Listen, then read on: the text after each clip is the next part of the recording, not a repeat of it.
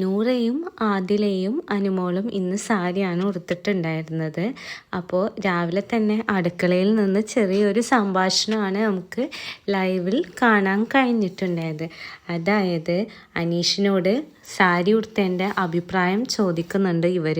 അതുപോലെ തന്നെ നൂറ ചോദിക്കുന്നുണ്ട്, എന്താ ചേട്ടാ കണ്ണ് തള്ളിപ്പോയതെന്ന് നൂറ ചോദിക്കുന്നുണ്ട്. ഇത് കേട്ടിട്ട് അനീഷേട്ടൻ പറയാണ്, എൻ്റെ കണ്ണ് തള്ളിപ്പോയിരിക്കുകയാണ്. അതേപോലെ തന്നെ ആരെയാണ് നോക്കേണ്ടതെന്നുള്ള ടോട്ടലി കൺഫ്യൂഷനായിട്ടാണ് ആൾ നിൽക്കുന്നതെന്നും അനീഷ് പറയുന്നുണ്ട്. അതുപോലെ തന്നെ ഒരാളാണ് സാരി ഉടുത്തതെങ്കിൽ നമുക്ക് അയാളോടായിരിക്കും അട്രാക്ഷൻ ഉണ്ടാവുക.